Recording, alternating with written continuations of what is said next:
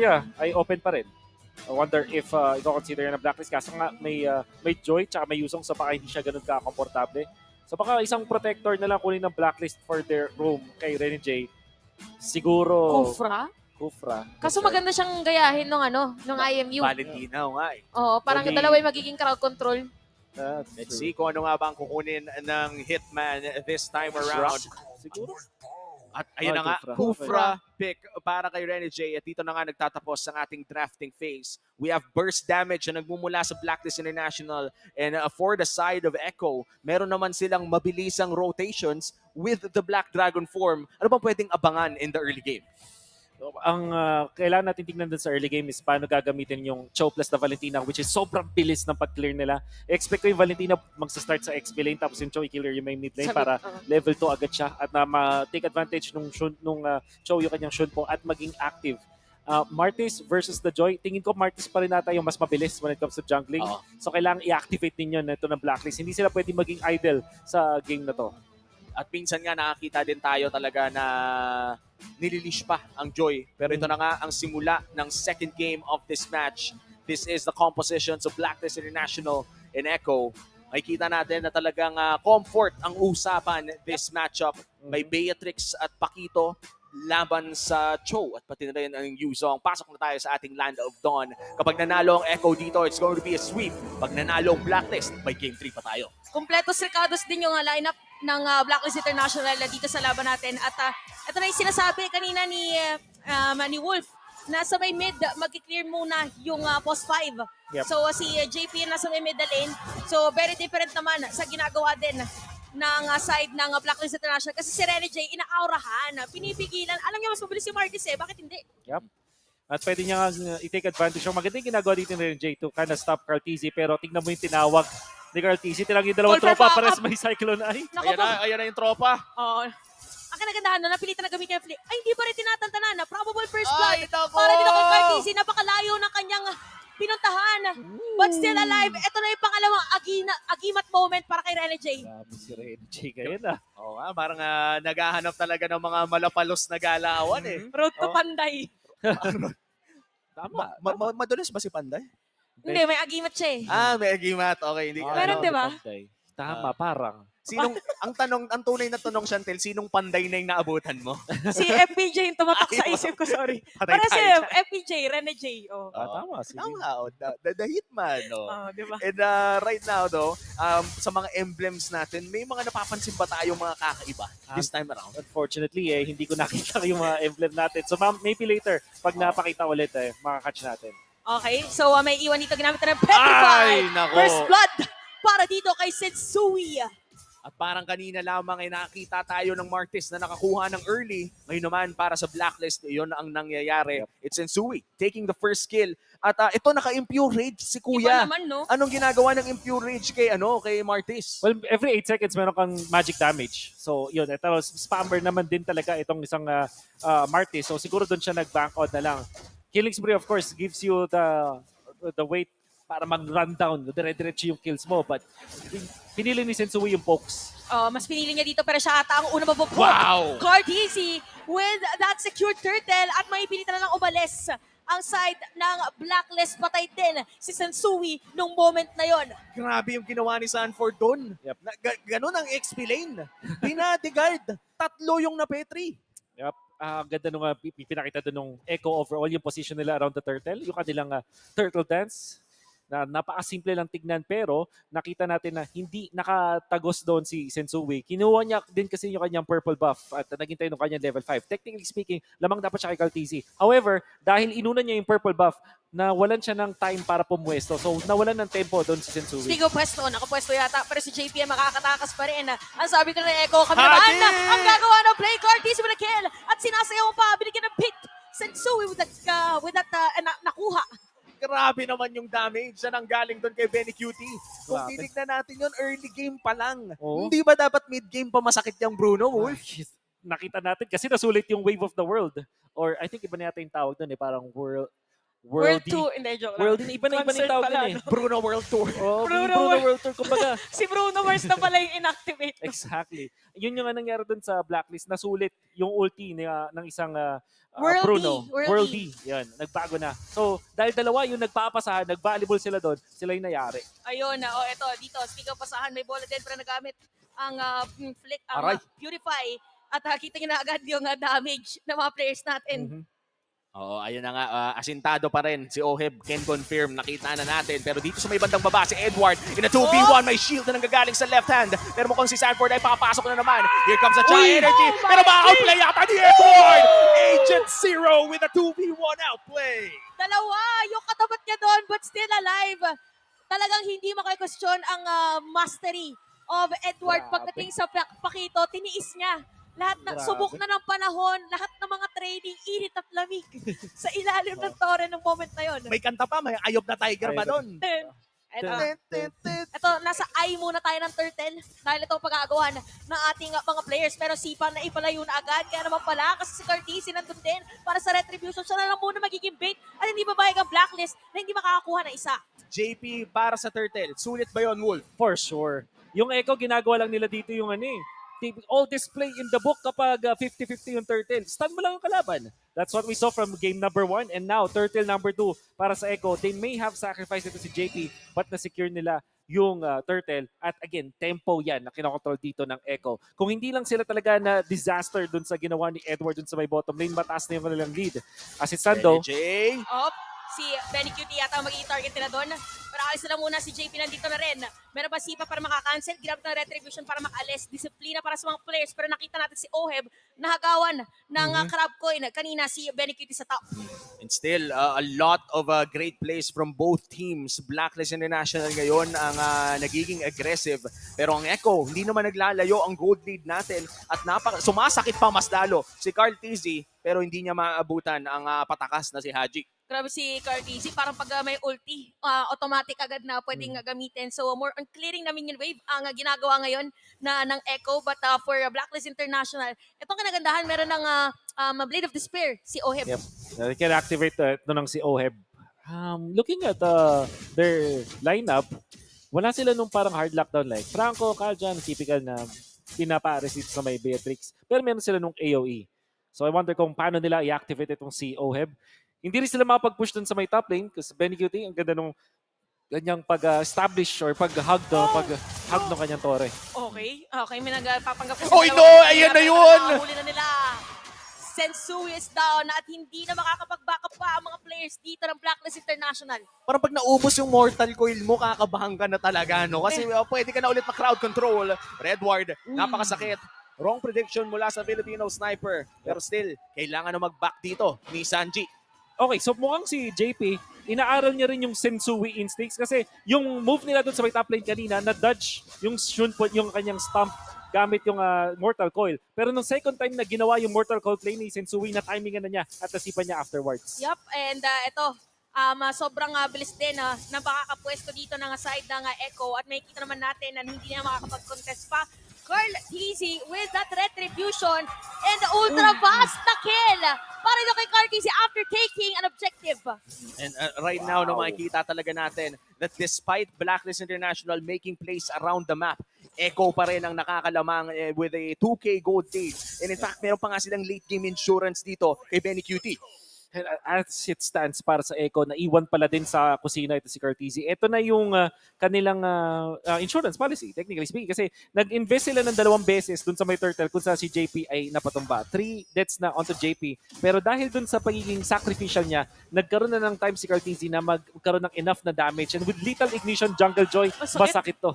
Oh, ito masakit din. By the way, yung naging damage siya dito kay Rene J. Pero ito ang kinagandahan for Blacklist kasi yung mga suntok na Edward, di ba kanina munti ka na siya makasecure ng kill. So probably yung kanilang inaantay. Haji! Petrify! Pero Saji still alive! Wow! Tasakto Sipa naman pa rin yung kay Daddy JP. Pinato ng bola, very cute with a kill. JP, mala FWD Insurance, expert wingman. Ang nakita natin na moves mula dito kay JP with that kick. pagkalabas ng Kadita, nasipa pabalik. Parang na-timingan.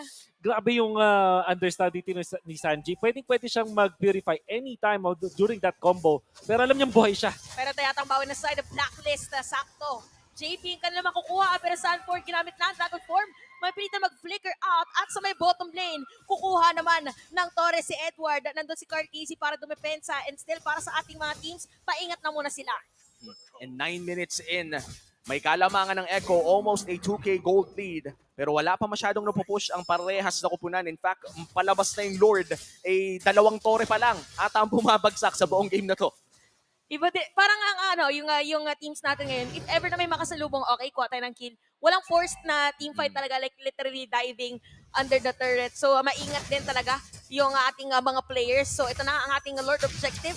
So si Cartesi yung mauna doon, may pili na tumalon na Haji again. Sisisit na naman, pero buhay si Sanford doon. Oh, kaya no! naman ang bawi, sinagot agad. Cartesi with that killing spree. Ang sakit na ng electrifying beats. Wala nang rhythm of joy yun, pinindot lang niya yung Oo. ulti niya. Literal, hindi niya naghintay. And Haji is having some trouble.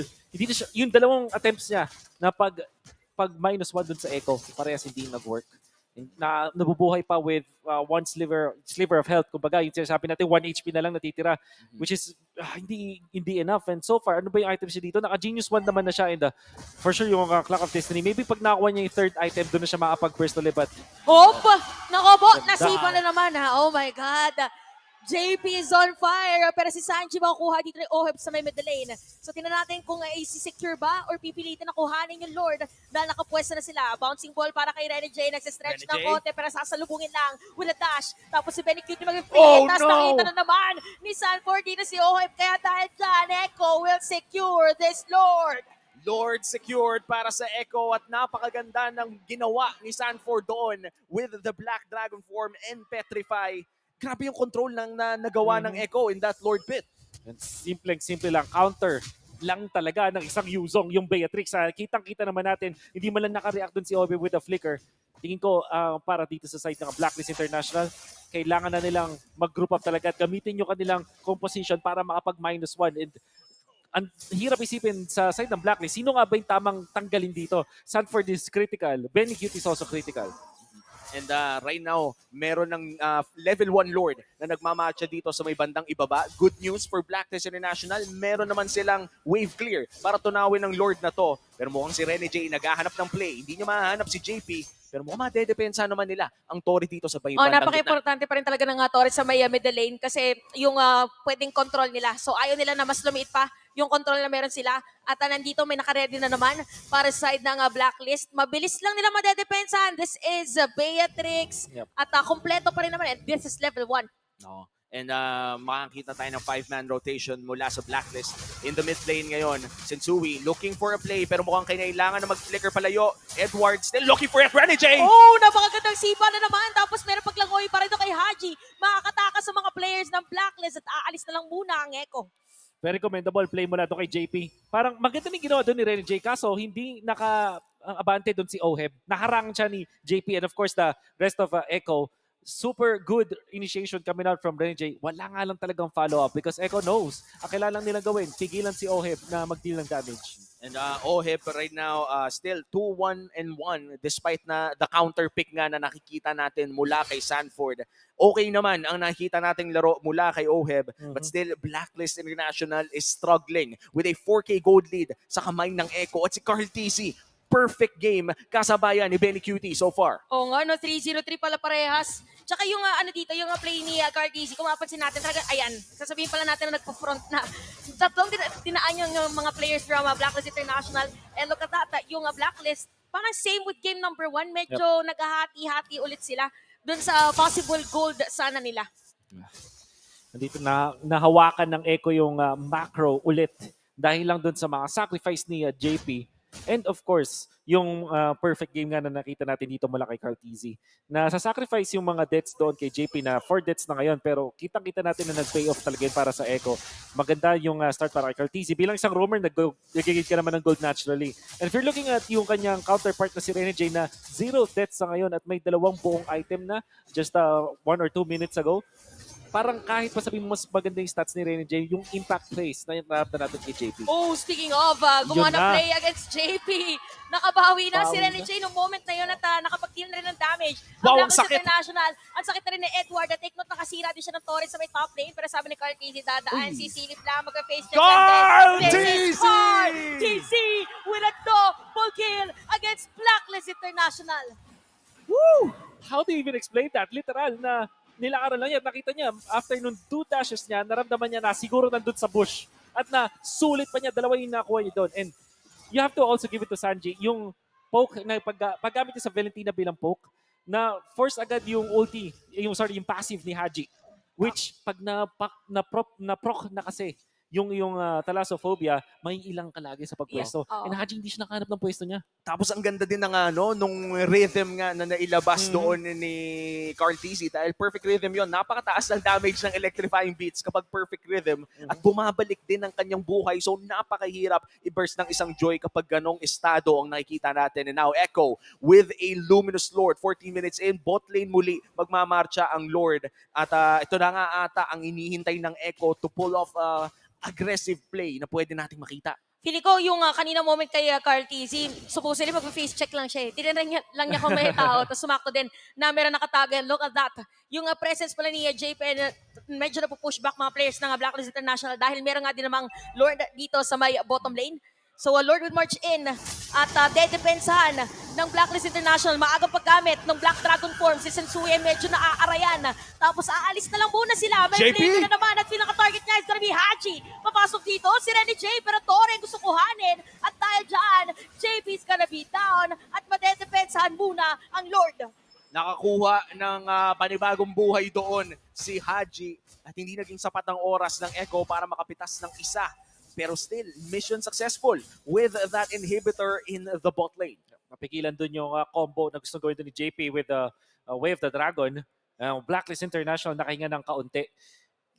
Sanji though, nakapag-pop siya ng kanyang Purify. Yun na sana yung target ni Haji for the combo at nakahanap na siya ng magandang angulo. With the Divine Glaive, sure, makapag one hit na siya. But very nice Purify coming out from Sanji to save himself. And now a Death Bush strategy mula sa Blacklist International.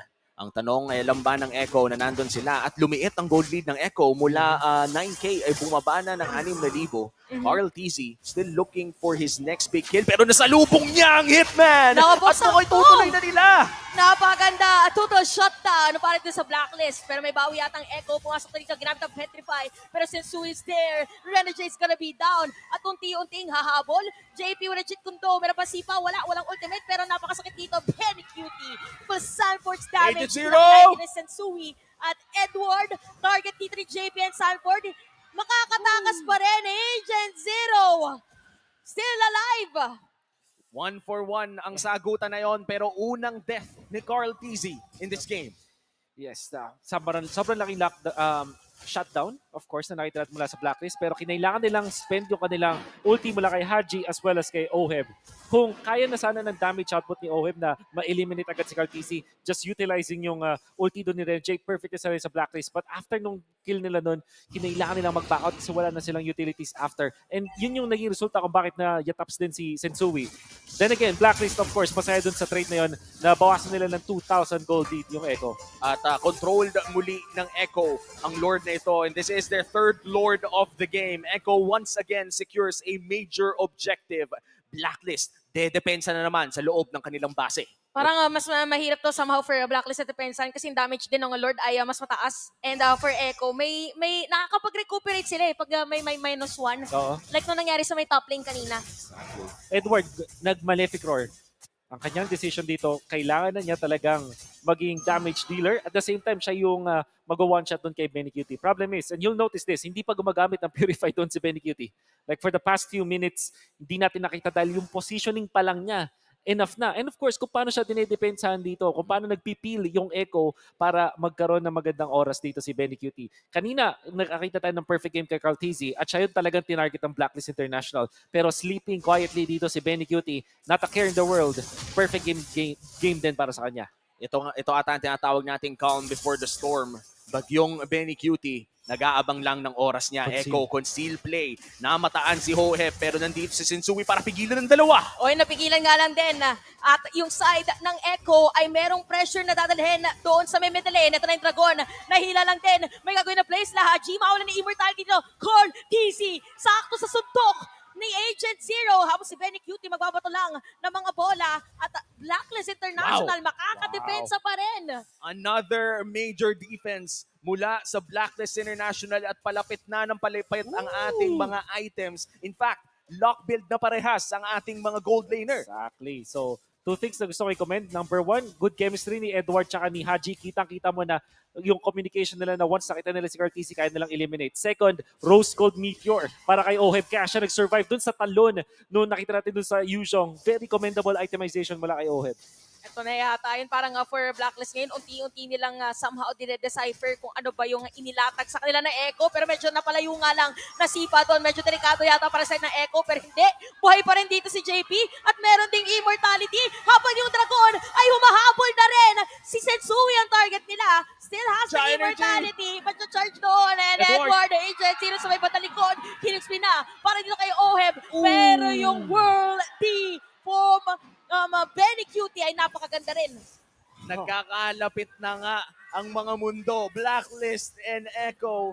Yung mga team fight natin, wala nang one-sided. Yep. Lagi nang may exchange. At this time, nakikita na natin na masakit na talaga si sniper ni Beatrix na coming out from Oheb, the Filipino sniper. And of course, si Haji na ngayon with the items, confident na siya na kaya niya mag-burst with this combo. And Sanji, napa-overstep dun sa laban na yon. Big props to Oheb as well, keeping himself safe nung nag-go na doon si Sanford. At this point kasi bilang Yuzhong, kaya mo ring i-one-shot si Oheb. So nagpapagalingan na yung dalawang team sa atin. At ito ang unang Lord na makakalapit ang Blacklist. Make or break para sa mga agents. Sila ang magsisimula ng Lord na ito. And this is an Evolved Lord. 20 minutos na ang larong ito. Carl Tizzy nandun sa may bandang gilid kasama ni JP. Pushing na rin ang may bandang ibaba kaya protektado at may oras pa naman ang mga agents. Pero si Sensui ang nahuli! Oh. Saktong-sakto, hinatid sa mga kakampi. Sensui is down sa kamay dito ni Sanford at ito na yatang inaantay. Grabe, parang hinatid lang. Hindi alam na merong pwesto or nakatao doon. And the Echo might secure this Lord. Pero nakapwesto pa rin ang mga players ng Blacklist International. Possible 3v5 scenario. Sanford, hinahanap si Oheb. Lilipad, babalik. Edward, pinoprotektahan si Oheb. Pero Renny J, tatakas ata dito. Nagamit na rin ang rough waves. Nagamit na ang mga ultis. Na-reset din ang Lord. Pero hindi pa rin na-atras sa mga players. Tinatry yatang antayin na mabuhay dito si Sensui. Pero sa Echo, Cartesi will secure that Lord at sama mo pa na isa. Patay na rin dito ang Sirena at mamipilitan na tumakas pa. Free para kay Cartesi, si Edward at Oheb ang katapat niya. Edward Oheb versus 5 Orcas marching in the mid lane. Hindi na ata nila aantayin pa ang Lord pero buhay na rin naman si Sensui. 3v5 scenario. Pwede nang tapusin ng mga Orca to maliban na lamang kung may milagro ang Blacklist International. Pwede dumapensa dito si Oheb. Meron minion wave sa may top lane. Meron din sa may middle lane. Lahat ng pressure ay pwede na maramdaman. Nasiba pa nga dito si Agent Zero. Makakatakas pa. Mukhang hindi na dahil sakto lang din naman yung bola. Tapos yung minion wave nandito na. And for our series win, Echo! That winning moment is brought to you by our official sponsor, FWD Life Insurance. Echo ang magiging unang panalo sa Season 12 ng MPL Philippines with a 2-0. Alam na natin, nararamdaman na natin yung Blacklist International na nakapawi dun sa laban na yun. However, the way na hinawakan nila yung Lord dun sa dulo, Sensui, hinatak yung aggro ng Lord, papunta dun sa isang long bush dun sa may top lane. Hindi niya alam, dalawa na pala yung nandun at nandun pa si JP. The easiest way of the dragon of his life. Parang hinatid lang talaga yung kalaban niya dun. And Sensui already utilized yung kanyang mortal coil. So, wala siyang way para makalabas dun. Alam mo, napakaganda nung term na sinabi ni Wolf na parang pinapadaling tignan or nagmumukha madali yung mga bagay doon sa mga setup ni JP kasi pag bigla siya nagsiset, magugulat ka na lang, oh, okay na, nahuli niya yung isa sa pinaka-importanting player na parang hindi siya risky play pero kung tutusin, risky play siya. And that is just the beauty of having very